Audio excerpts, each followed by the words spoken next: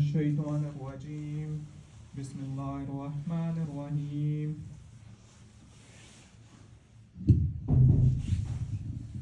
نحمده ونستعينه ونستغفره ونعوذ بالله من شرور أنفسنا ومن سيئات أعمالنا وأشهد أن لا إله إلا الله وحده لا شريك له وأشهد أن محمدا عبده ورسوله أما بعد فأعوذ بالله من الشيطان الرجيم بسم الله الرحمن الرحيم قل هو الله أحد الله الصمد لم يلد ولم يولد ولم يكن له كفوا أحد صدق الله العظيم.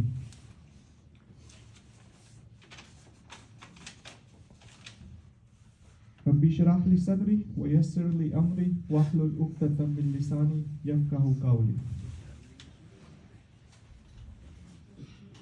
Today I'm going to cover the third pillar of Islam, which is zakat.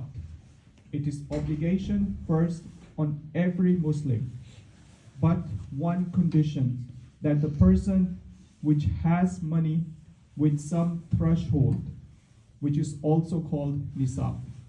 It is first on all the savings we have once a year, and this year is according to Islamic year, lunar year, or also called moon year.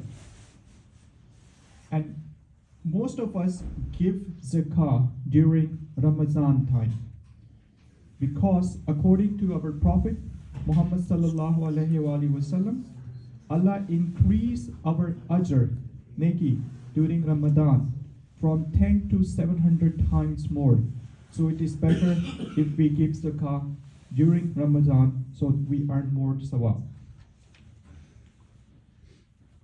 It is important to note that one person, when a person gives zakat, he is allowed, permitted to save more money. But if he don't give zakat, according to Surah Tawbah, their wealth, which is silver or gold, that he saved in this dunya, will be burned out in the hellfire on the day of Qiyamah. And this hot and melted gold will be pasted to their bodies as a punishment. My dear brothers, we all are aware that zakat is the fundamental pillar of Islam, and it is mentioned 30 times combined with salah. They are paired together. وَأَقِيمُوا الصَّلَاةَ وَآتُوا الزَّكَاةَ. Praying and giving zakat are paired together more than 30 times in Quran. And in fact, as you all aware, after the death of Prophet Muhammad sallallahu alaihi wasallam, a group of tribes decided they want to give zakah. So Abu Bakr Siddiq declared the group who is not giving zakah cannot be considered as Muslims.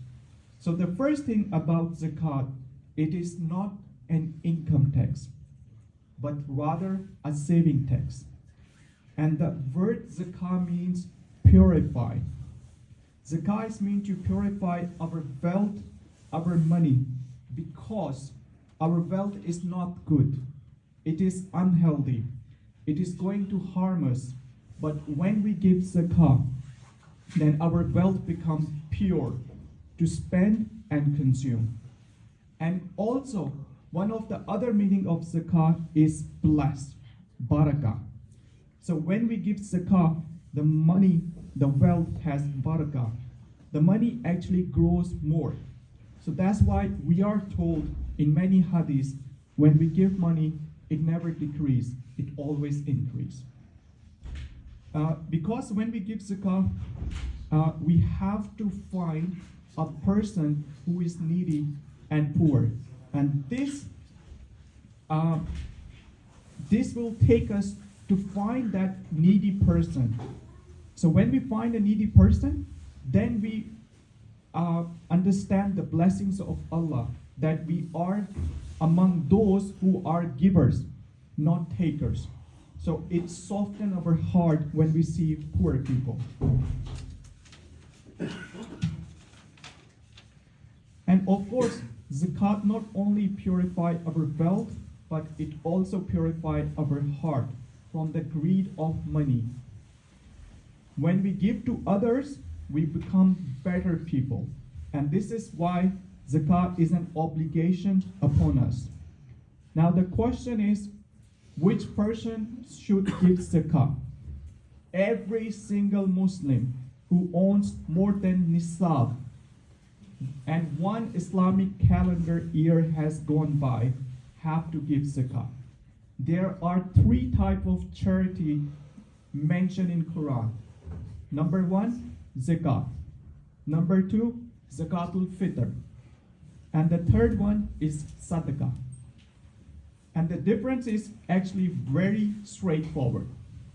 Zakat is annual charity. Zakatul fitr is only due in Ramadan. And it is obligation only in Ramadan.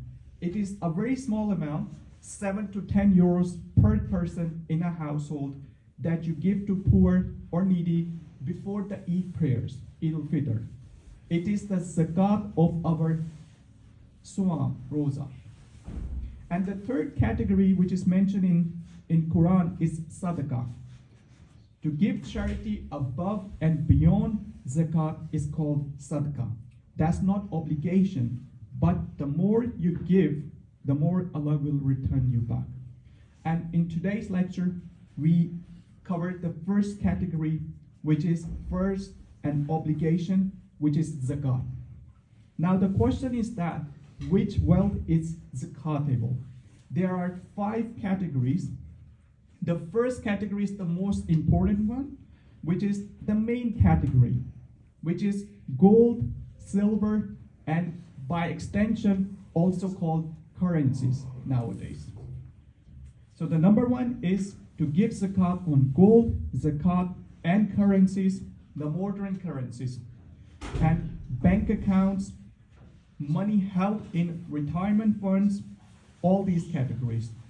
Number 2, if you own a business, if you run and operate a business, you also have to pay business zakat. And what is that? You have to pay zakat on all the inventory that you have. For example, if you run a pizza shop, if you run a grocery store, if you run any type of business, you have to check how much inventory do you have. It doesn't matter if you are going in loss or profit. For example, if you have inventory worth of 5,000 euros, then you must pay zakat on your inventory.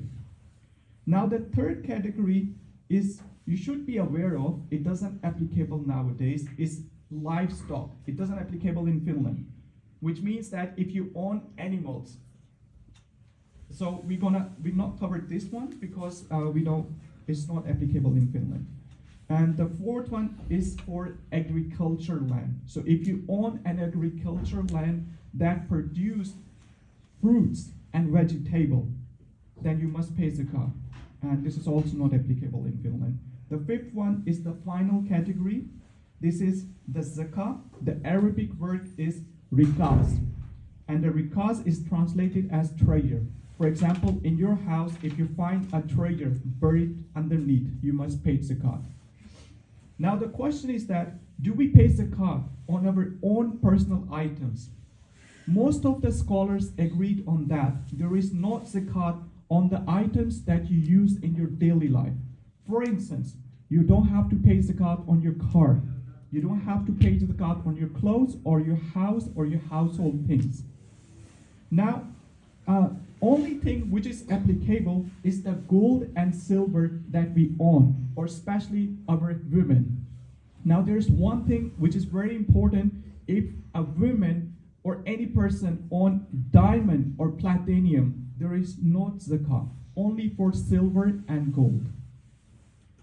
Now, what is the nisab amount, the threshold?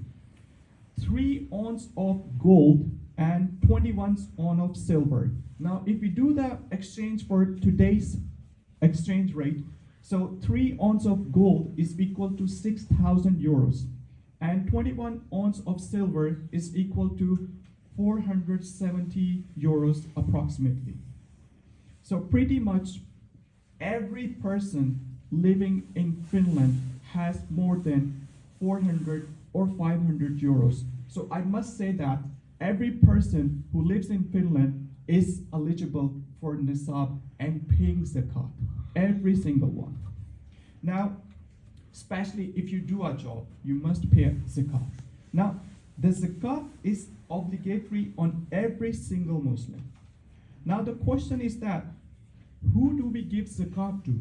Zakat is categorized into 8 categories.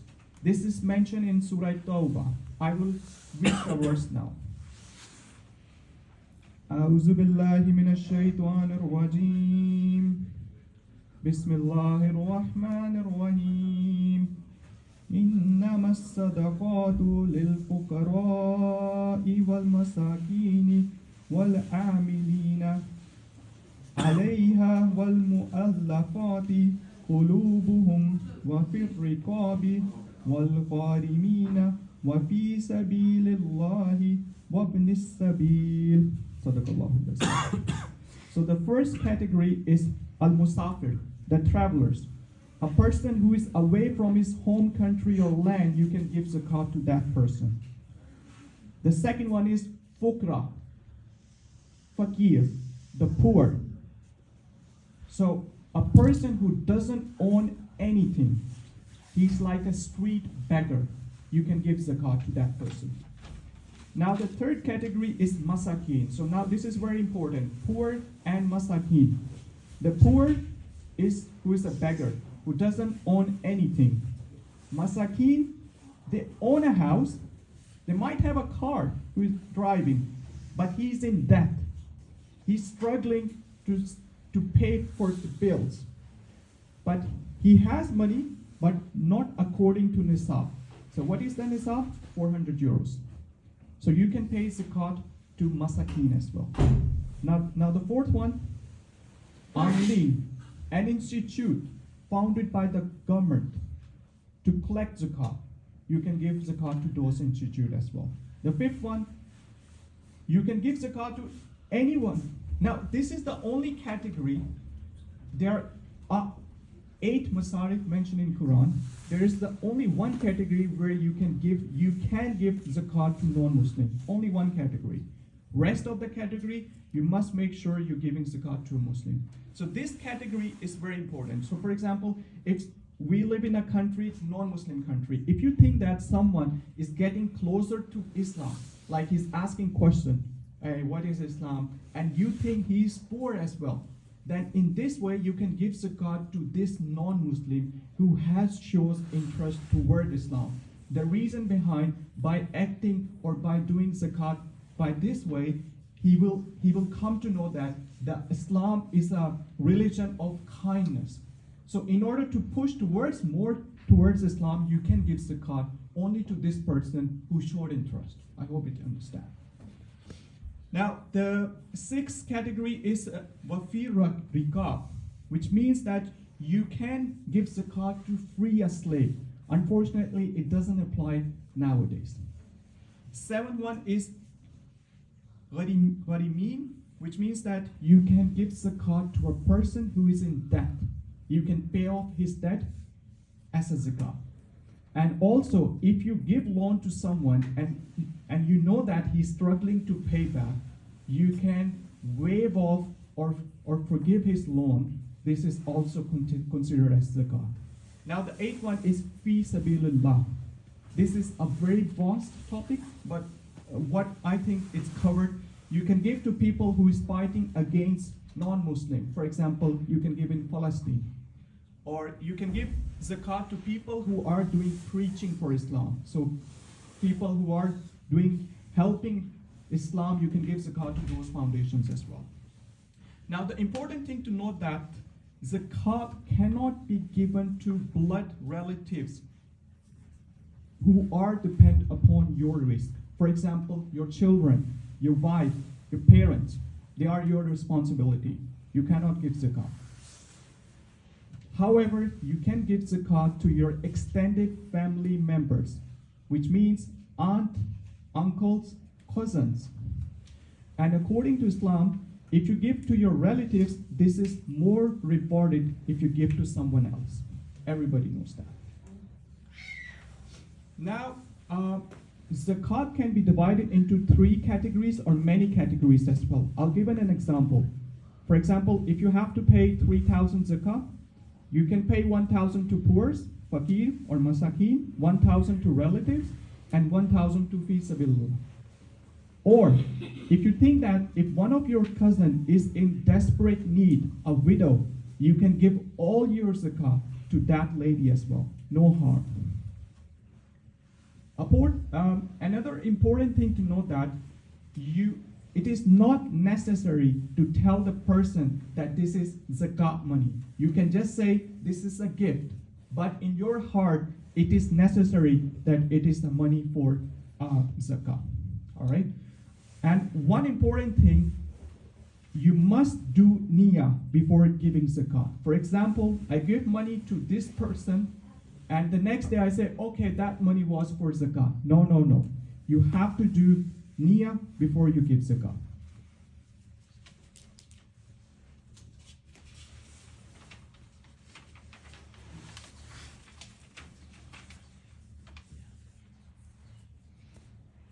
Okay, I will end this khutbah with one example so you understand, because this is a very sensitive topic. So, according to Finland, like we live here, I will give one example so everybody understands how to give zakat. For example, if you give zakat in last Ramadan, so how are you going to calculate in this Ramadan? So the first thing you're going to do, put your pen and pencil and check it out. How much money do you have in your bank account? Check all your bank accounts, whatever bank accounts you have, in your home country, here, wherever. For example, you have 5,000 euros in total. Now, the second thing you need to check in how much silver and gold do you have. So check the gold rate according to Google, whatever the rate is. For example, it's worth 5,000 euros. So in total, you have 10,000 euros in your account as money as a gold. So the math is very simple. What you need to do, 2.5% of 1,000. If you want to make it more simple, just open your calculator. So 10,000 divided by 40. So 10,000 divided by 40, it will give you the answer, which is 250 euros, which you can give. You can divide, you can give to one person, or you can give to many persons. So I hope everything is covered for zakat. In the end, I would like to conclude this khutbah by praying for our brothers and sisters in Gaza. May Allah protect the children, women, and poor people of Gaza.